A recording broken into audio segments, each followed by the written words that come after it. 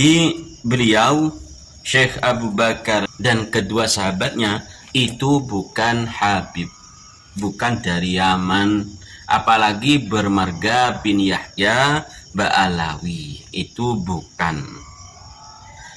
Dan juga bukan keturunan Nabi, itu loh. Syekh Abu Bakar dan kedua sahabatnya itu bukan keturunan Rasulullah. Beliau adalah keturunan dari Assalamualaikum warahmatullahi wabarakatuh. Alhamdulillahirabbil alamin wa bihi nasta'inu ala umuri dunya waddin. Wassalatu wassalamu ala asyrafil anbiya wal mursalin sayyidina Muhammadin wa ala alihi wa sahbihi ajmain, amma ba'd. Para sahabat santri dimanapun Anda berada, selamat malam. Habis sholat maghrib, tentunya para sahabat layeh-layeh bersama keluarga, ada yang ngaji, ada yang mengajar anak-anak ngaji Al-Quran dan lain sebagainya. Para sahabat, kemarin Kiai Nur Ihya Salafi itu mengupload video yang membahas tentang Syekh Abu Bakar, Pulau Panjang, Jepara, di mana Syekh Abu Bakar Pulau Panjang Jepara ini sekarang makomnya itu bernama Habib Syekh Abu Bakar bin Ahmad bin Yahya Ba'alawi. Padahal Syekh Abu Bakar itu bukan dari Yaman dan bukan dari golongan klan Ba'alawi.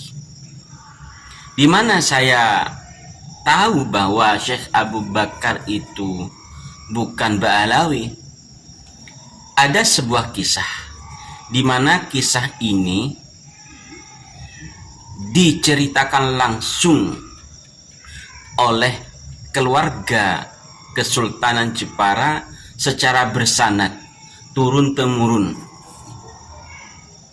Lah, cerita tentang Pulau Panjang dan Syekh Abu Bakar ini sempat diceritakan oleh Gus Rifan. Siapa itu Gus Rifan? Gus Rifan itu bernama lengkap Raden Panji Sinar Asih, atau yang biasa disebut dengan Gus Rifan. Beliau menceritakan tentang Pulau Panjang dan Syekh Abu Bakar Jepara. Bagaimana kisahnya dan apakah benar bahwa Syekh Abu Bakar itu bukan Ba'alawi? Kisahnya begini para sahabat santri. Mohon disimak secara utuh agar para sahabat paham tentang kisah Pulau Panjang dan kisah Syekh Abu Bakar yang diceritakan secara bersanad turun-temurun oleh Kesultanan Jepara.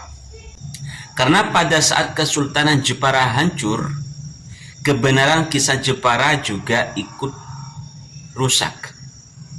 Pada zaman dahulu, para pengkhianat Jepara yang ingin agar Jepara hancur bukan hanya menghancurkan kesultanan dan budaya Jepara saja, tapi juga ingin menghancurkan kebenaran sejarahnya, ingin menghancurkan kebenaran kisahnya dengan cara jika ada orang berbicara tentang kebenaran kisah Jepara, selalu dicaci maki, selalu disalahkan, tapi tanpa ada pembenaran kisah dari orang yang menyalahkan tersebut. Sehingga kisah tentang Jepara dari waktu zaman Kesultanan Jepara rusak disembunyikan dahulu oleh para keluarga Kesultanan Jepara. Sampai saat ini juga keturunan dari Kesultanan Jepara masih banyak sekali di Jepara, mulai dari Demang, mulai dari keluarga Panglima, keluarga Patih, keluarga Tabib, keluarga Dayang, sampai keturunan sedarah dari Kesultanan Hadirin, itu juga masih banyak di Jepara. Para sahabat, untuk memulai kisah ini, mari kita bahas dari asal usul Pulau Panjang Jepara. Orang yang pertama kali berdagang buah kurma ke Pulau Jepara ialah pedagang dari Gujarat. Kita tahu bahwa Gujarat itu bukan di Yaman. Gujarat itu di India. Keturunan dari sahabat Utsman bin Affan bernama Syekh Abu Bakar. Syekh Abu Bakar bersama kedua sahabatnya, yakni Ahmad Laili bin Yusuf dan Abdurrahman bin Affan. Nama Affan di sini bukan ayah sahabat Utsman bin Affan yang dimaksud. Ketika Syekh Abu Bakar akan berdagang kurma ke Jepara, singgah di sebuah pulau. Kemudian ketika Syekh Abu Bakar dan kedua sahabatnya singgah di pulau tersebut, datang segerombolan penyamun. Paham kan siapa itu penyamun? Penyamun itu ya pembunuh, pemerkosa, perampok, ya maling, itu namanya penyamun. Memasuki pulau tersebut. Lalu para penyamun merampas barang bawaan Syekh Abu Bakar dan kedua sahabatnya. Lalu para penyamun mengikat kedua tangan Syekh Abu Bakar dan kedua sahabatnya tersebut, karena Syekh Abu Bakar dan kedua sahabatnya tidak bisa bahasa Jawa, maka hanya bisa mengisyaratkan saja agar para penyamun yang dipimpin oleh Bari, ada Suto, ada Bagio, memakan buah kurma bawaan Syekh Abu Bakar.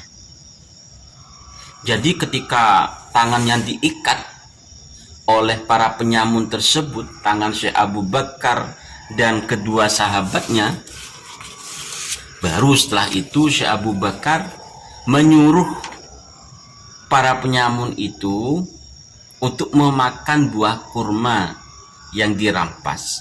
Dengan cara apa? Mengisyaratkan agar buah kurma itu dimakan. Dengan cara itu, maka para penyamun itu memakan buah bawaan Syekh Abu Bakar.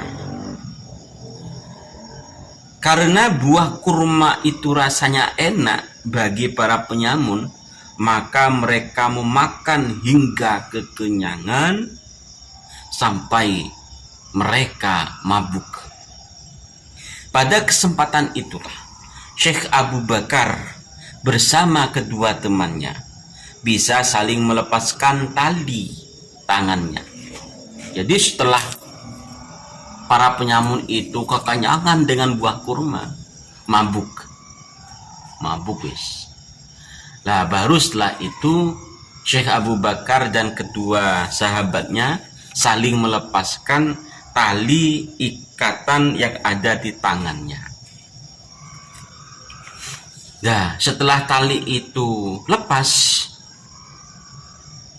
dan Syekh Abu Bakar bersama kedua temannya itu saling berkata dengan kalimat bahasa Arab, yakni Fauzan, Fauzan, Fauzan. Kata Syekh Abu Bakar dan kedua sahabatnya itu, Fauzan, Fauzan, Fauzan. Yang artinya itu apa? Lepas, lepas, lepas. Bahagia, gembira karena apa? Talinya lepas. Sehingga mengatakan Fauzan, Fauzan, Fauzan. Lalu Syekh Abu Bakar menyadarkan para penyamun yang tadinya itu mabuk. Setelah para penyamun sadar, mereka bertanya kepada Syekh Abu Bakar, kenapa mereka bisa melepaskan tali ikatan di tangan mereka? Lagi-lagi karena Syekh Abu Bakar dan para sahabatnya itu tidak paham apa yang disampaikan oleh penyamun. Lagi-lagi Syekh Abu Bakar berkata, Fauzan, Fauzan, Fauzan. Setelah itu para penyamun itu bingung karena juga tidak paham dengan bahasa Arab. Bingung apa Fauzan, Fauzan. Karena para penyamun itu orang Jawa, tidak bisa bahasa Arab, ya kebingungan. Lalu para penyamun itu pergi ke daratan dan bercerita kepada orang-orang kalau di pulau itu ada orang yang selalu berkata Fauzan, Fauzan, Fauzan. Tapi cara penyampaian kata Fauzan kepada para pemukim di daratan itu bukan Fauzan, tapi panjang, panjang, panjang. Sehingga apa? Ya,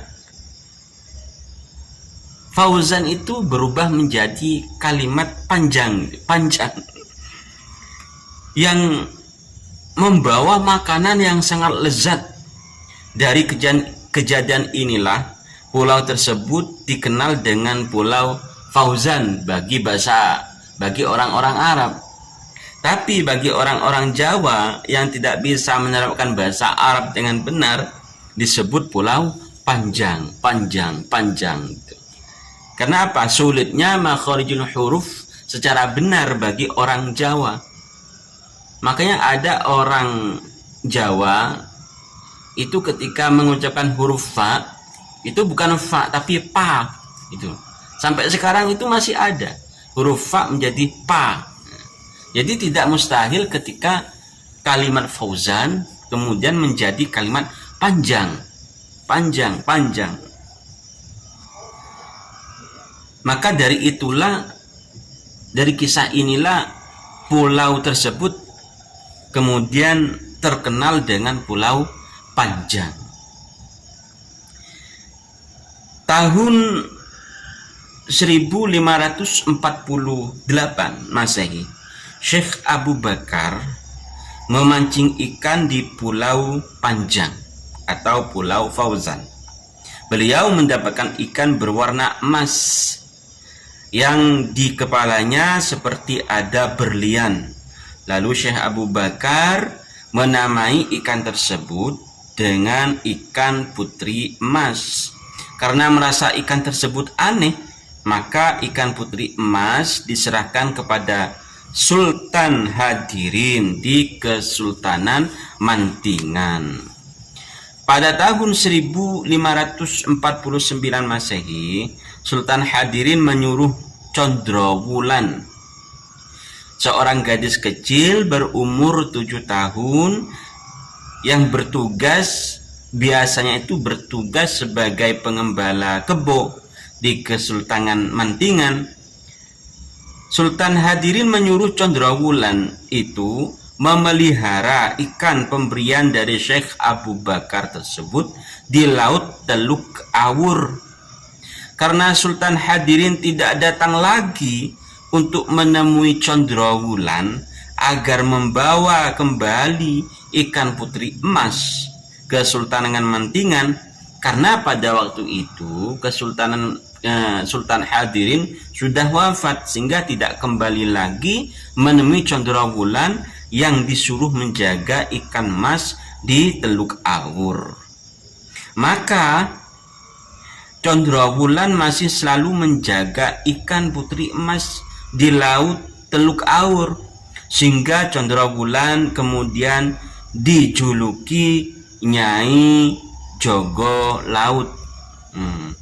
Dari kisah ini Chandrawulan, anak yang berumur 7 tahun, bertahun-tahun menjaga ikan putri emas yang diperintah oleh Sultan Hadirin sampai bertahun-tahun. Kemudian Chandrawulan itu disebut Nyai Jogo Laut atau Mbah Jogo Laut. Pada zaman tersebut daratan Teluk Awur masih 2 km dari daratan saat ini. Sehingga saat ini makam Chandrawulan atau Nyai Jogo Laut atau Mbah Jogo Laut berada di tengah laut, yakni antara desa Teluk Awur ke Pulau Panjang jaraknya sekitar 2 km. Selama Chandrawulan menjaga ikan putri emas, ia dibantu dan dijaga, diberi makan oleh seorang pendatang yang juga datang dari Gujarat, India, yang sangat sakti bernama Kejirji. Karena Kejirji sangat senang melakukan nyonggoh sukmo, yaitu sukmonya sering pergi meninggalkan jasadnya, sehingga Kejirji disebut Mbah Jasad tanpa sukmo. Makam Mbah Jasad berada di Teluk Awur, Kecamatan Jepara. Kisah ini diceritakan oleh salah satu keluarga Kesultanan Jepara, yakni Raden Panji Sinar Asih atau yang biasa disebut Gus Rifan. Beliau masih hidup. Semoga beliau, istri beliau, keluarga beliau, keluarga Kesultanan Jepara semuanya yang masih hidup sampai saat ini diberikan keberkahan, diberikan umur yang berkah, umur yang panjang, sehat selalu, dan semoga kisah-kisah seperti ini diangkat kembali, diterangkan kembali kepada orang-orang pribumi, sehingga orang-orang pribumi ini paham tentang kisah-kisah yang sudah sangat lama sekali ini dibelokkan sejarahnya. Para sahabat The Santri dimanapun Anda berada, jadi Syekh Abu Bakar itu adalah saudagar dari Gujarat yang singgah di Pulau Jepara bersama 2 sahabatnya, yakni Syekh Ahmad Laili bin Yusuf dan Syekh Abdurrahman bin Affan. Jadi beliau, Syekh Abu Bakar dan kedua sahabatnya itu bukan Habib, bukan dari Yaman, apalagi bermarga bin Yahya Ba'alawi, itu bukan. Dan juga bukan keturunan Nabi, itu loh. Syekh Abu Bakar dan kedua sahabatnya itu bukan keturunan Rasulullah. Beliau adalah keturunan dari sahabat Utsman bin Affan. Jadi sangat jelas sekali ya sahabat, melalui cerita atau kisah dari Raden Panji Sinar Asih atau yang biasa disebut Gus Rifan. Para sahabat The Santri dimanapun Anda berada, untuk kehati-hatian atas maraknya tuduhan fitnah, maka saya akan menceritakan pula tentang sekelumit kisah Syekh Abu Bakar menurut versi juru kunci saat ini, sampai akhirnya makom Syekh Abu Bakar menjadi Habib Syekh Abu Bakar bin Ahmad bin Yahya Ba'alawi. Namun akan saya ceritakan di video selanjutnya, di video part 2 nanti. Sehingga kita bisa menilai mana kisah yang benar, mana kisah yang dibelokkan, mana sejarah yang benar, mana sejarah yang dibelokkan. Terima kasih atas perhatian para sahabat dan mohon maaf apabila ada kesalahan dalam penyampaian. Wallahul muwaffiq ila aqwamit thoriq. Wassalamualaikum warahmatullahi wabarakatuh.